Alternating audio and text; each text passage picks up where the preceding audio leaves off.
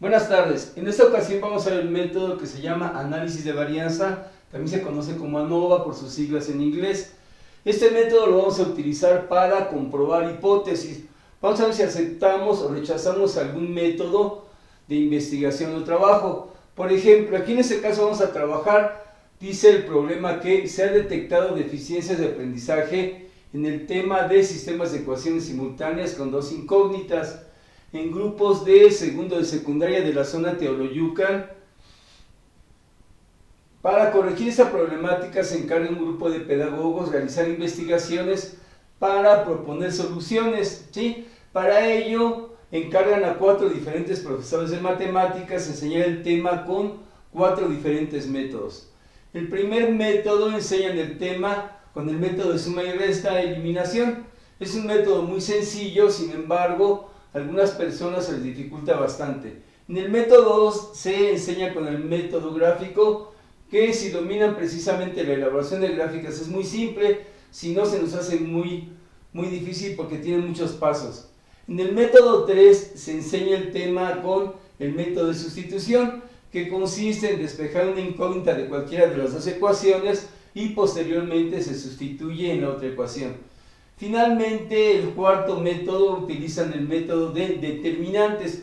El método de determinantes es el más fácil de todos, siempre y cuando nos aprendamos cada una de las fórmulas que viene a partir de determinantes o matrices. Muy bien, se trabajó con 4 diferentes grupos de diferentes números. Recuerdo que me han estado preguntando que si me faltaron algunos datos. No, por ejemplo, el primer método se aplicó únicamente a 5 estudiantes, 1, 2, 3, 4 y 5. Obtenemos el promedio únicamente 10. Obviamente vamos a trabajar 8 más 7 más 8 más 9 y dividimos entre 5.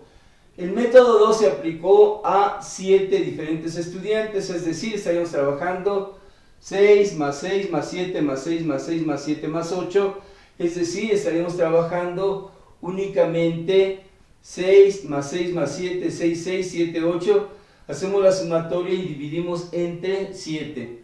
El siguiente equipo era de 6 integrantes, es decir, sumamos 8 más 8 más 9 más 9 más 10 más 9 y dividimos entre 6, el resultado es 8.83.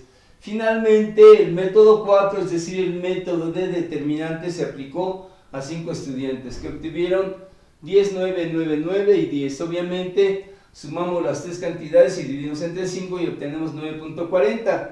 Hasta este momento nos damos cuenta que el de mayor efectividad fue el método número 4, es decir, estamos obteniendo 9.4 de promedio en estos estudiantes.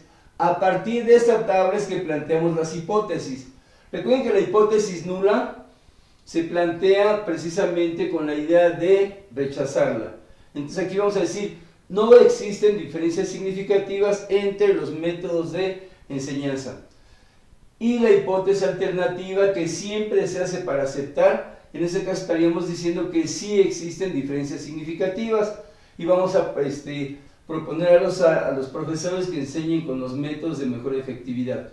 Bien, la tabla 2 la vamos a generar con las sumatorias, es decir, voy a sumar 8 más 7 más 8 más 9 más 9 y me queda 41. El método 2 precisamente voy a sumar 6 más 6 más 7 más 6 más 6 más 7 más 8 y obtengo 55. El método 3, si hago la sumatoria de todas las calificaciones de los 6 integrantes y llego a 53. Finalmente, el método número 4 voy a sumar la calificación de los 5 integrantes, en este caso sería 10 más 9 más 9 más 9 más 10, llego a 47. Esto me genera una sumatoria, esta sumatoria va a ser 41 más 55 más 53 más 47, me genera un resultado de 196. ¿Y cómo obtengo mi primer resultado que voy a utilizar ya para el cálculo de f? Voy a elevar al cuadrado el 196, es decir, 196 por 196, y lo voy a dividir entre el total de integrantes de todos los equipos, es decir, en este caso serían 24. Tengo 5, 7, serían 12, 18 y tendría 24. Tengo aquí en este caso, me queda como resultado 1600.67. ¿Cómo obtengo mi segundo resultado? El segundo resultado voy a elevar al cuadrado este resultado, es decir, 41 por 41 entre la n que lo generó, es decir, entre 5, solo son 5 integrantes. Método 2, esta misma sumatoria sería 55 por 55 entre el total de integrantes, en este caso fue 7. Siguiente es 53 por 53 entre 6, que fueron 6 integrantes del equipo número 3. Finalmente, el método 4 sería 47 por 47 entre 5, porque fueron 5 integrantes. Hago la sumatoria de los 4 resultados y me queda 1624.29. Mi tercer y última tabla la voy a generar a partir de los cuadrados. En este caso, si observamos, sería 8 al cuadrado, son 64. 7 al cuadrado, 49. 8 al cuadrado, 64. Y 9 al cuadrado, 81. 9 al cuadrado, 81. Hacemos todo exactamente igual con las siguientes columnas. 6 al cuadrado, 6 al cuadrado, 7. Y aquí genero mis resultados.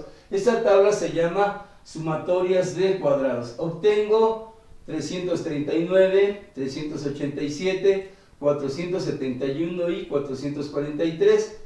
Esto me queda una sumatoria de 1640. La suma de esos tres resultados. Esos tres resultados que obtuvimos, 1600.67, 1624.29 y 1640, es lo que vamos a trabajar para obtener suma de cuadrados total, suma de cuadrados intra y suma de cuadrados entre. ¿Cómo obtengo la sumatoria total? Voy a utilizar los extremos, es decir, 1640 menos 1600.67 y me queda 39.33. Ahora voy a trabajar la sumatoria de cuadrados intra. Para intra voy a trabajar nuevamente este extremo, pero con un medio, es decir, 1640 menos 1624.29. Y el resultado es igual a 15.71. La última suma de cuadrados se llama entre. Y para entre voy a trabajar el de en medio con el primero, es decir, 1624.29 menos 1600.67 y obtengo 23.62. Ya en el último paso vamos a trabajar precisamente con ellos. Por ejemplo, aquí yo voy a dividir el intra entre el total de equipos. Tengo un total de 4 equipos menos 1. Recuerden que los grados de libertad vamos a restarle 1 al total. Tengo 4 grupos menos 1 son 3, por lo tanto me queda 15.71 entre 3. Mi resultado es 5.236. Ahora, vamos a trabajar precisamente suma de cuadrados entre, y esto lo vamos a trabajar a cada equipo le voy a quitar 1. Tengo un total de 24. Bueno, aquí tendría, en lugar de 5 serían 4, en lugar de 7, 6, y la sumatoria de ellos es igual a 20.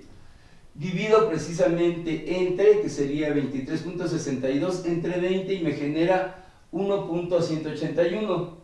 Divido mis dos resultados, me queda 5.236 entre 1.181 y me genera 4.433. Esta F yo la voy a comparar con la F de la tabla, una tabla que les envié hace como 3 semanas aproximadamente. Y vamos a buscar, recuerden, mis grados de libertad fueron 3 y 20, ¿sí? Me ubico en la columna 3 y tomo la lectura en la fila 20. Me genera un 3.1. Nos vamos a la campana de Gauss. La campana de Gauss, el de la tabla siempre me va a dar la pauta para aceptar o rechazar la hipótesis. En este caso, estamos hablando de, a partir de 3.1, acepto o rechazo la hipótesis. Coloco mi 3.1 como límite y si lo comparamos con la F que calculamos, que fue de 4.433, el 4.433 queda fuera del área de aceptación, por lo tanto se rechaza la hipótesis nula, es decir, se rechaza que no existen diferencias significativas y se acepta la hipótesis alternativa, es decir, sí existen diferencias significativas. ¿Eso para qué me sirve realmente como pedagogo o como investigador? Yo voy a sugerir a los profesores que utilicen más el método número 4. ¿Por qué? Porque está dando mejores resultados, ¿sí? Cualquier situación, este tema lo voy a subir precisamente a la plataforma exactamente igual Igual así, cualquier duda que tengan me consultan. Bueno, muchas gracias. Hasta luego.